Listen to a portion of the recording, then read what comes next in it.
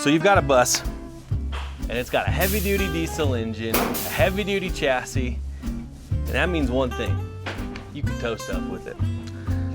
Today I want to talk real quickly about an easy upgrade you can make on your bus that's going to significantly increase its capabilities, and it only costs you a couple $100 in about an hour of your time.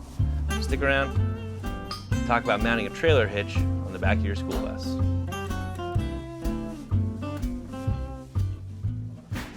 This hitch right here is made by a company called Kurt. It's model 14082, and it is not officially for a school bus. However, the hole spacing works out perfectly and lines up really nicely with the bottom flanges on the frame rails of this bus. That means we can install it. It's a class 4 2-inch receiver hitch. It's got a carrying capacity, or a trailer capacity of 10,000 pounds and 12,000 pounds if you're using a weight distributing hitch, which is honestly more than I'm ever gonna need. And in the beginning, I might only be using this to hold a bike rack, so we're covered. A lot of people are intimidated by a project like this, and that's totally fine. Don't do anything you're uncomfortable with. But I'll tell you right now, this is one of the easiest things you can do for your bus. This should be done, they say in the manual, in 45 minutes. Since we're do-it-yourselfers, let's just say an hour. The first step is going to be hanging this in position, clamping it up, and using it as a template to mark our holes. So let's take care of that.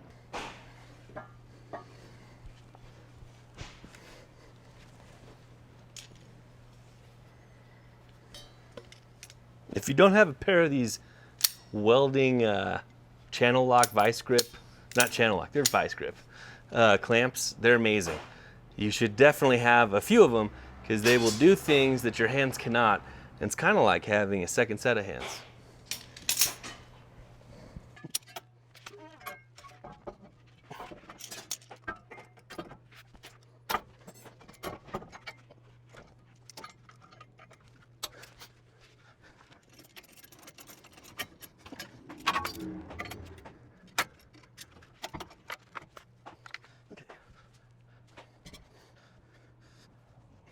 Back just a little more.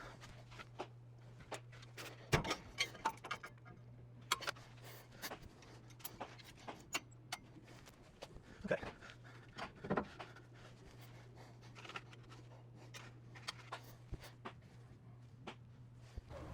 Boom! All right, this is clamped up exactly where I want it, and I'll bring you in and show you what that looks like. But basically went with just about flush with the back of the bumper here, and as square as I could possibly get it. So I'm gonna go under there with the Sharpie, mark where my holes are, drop this down, drill the holes, and then we're just 6 bolts away from having a trailer hitch. All right, it's time to drill these holes, and we have to go through some pretty thick, very hard steel on this frame. My favorite method of attacking this, and it's not fun no matter how you slice it, is to start with a small hole, small bit, and then work your way up to a little bigger, and then your final hole size.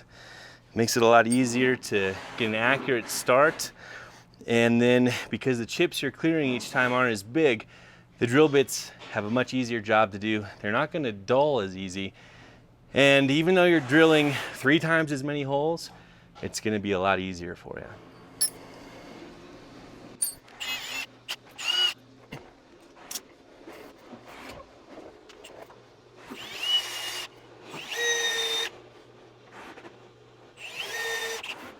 Now I like to use my leg if I can to get the upward leverage on the drill. See if we can do it over here.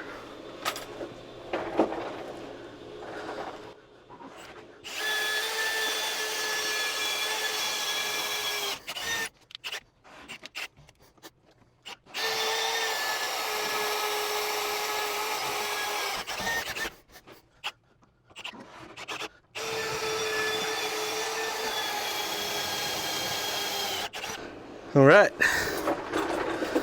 it's 1 bit size.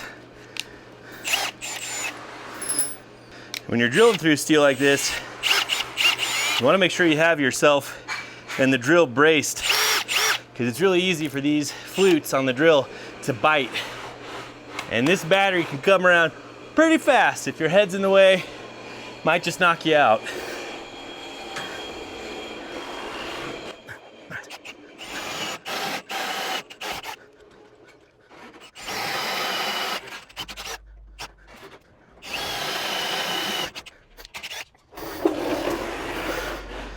And the last size.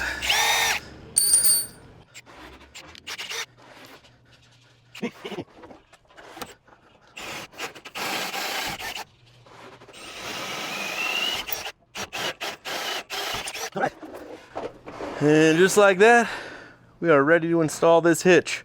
I'm gonna see if I can get a hand to help me hoist it up. You just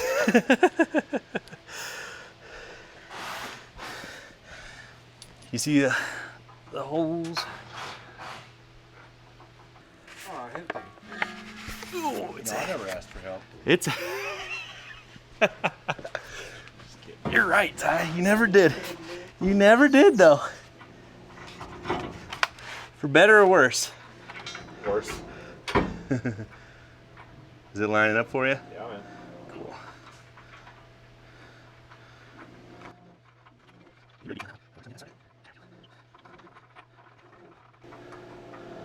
Okay. Thank you, sir. Appreciate it. Time to torque it down. All right. So we got one bolt on each side started. This is the hardware that comes with the hitch. Whoa, it's all grade 8 hardware. Comes with these little spacers, which you can use to space it off the frame if you need, if there's a rivet or something in the way. Otherwise, the carriage bolts just sink into that. And then you don't even need a backer nut to tighten it because that tab will actually hit the frame and hold it solid. I'm gonna put a little Loctite on these just because that's the kind of person I am. And we'll get these torqued on and voila, we're done, and it's not even 5 o'clock yet. Torque specs on this, they're calling for 110 foot-pounds. So I've got my 1/2-inch torque wrench set to that. Well, not quite 110, let's crank that up, huh? There we go.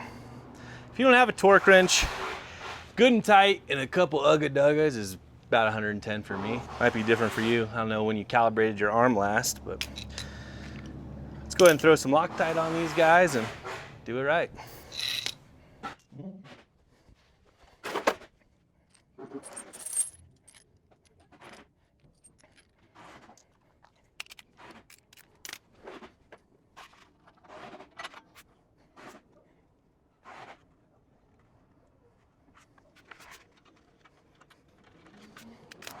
Yep.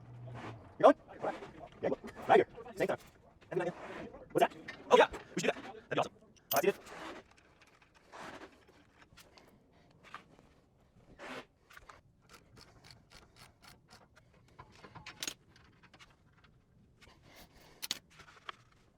Do you like it?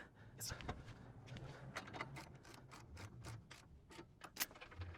All right. Here we go.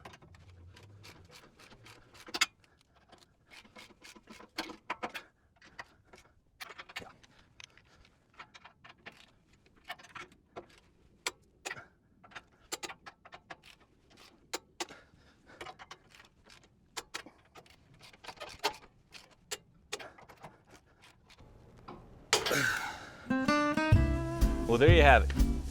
About an hour later, 6 holes, 6 bolts, and we now have a Class 4 trailer hitch with a 2-inch receiver, ready to tow whatever we can throw at it. Not too bad, right? I hope you enjoyed watching this short one, and stick around for more excellent bus conversion content.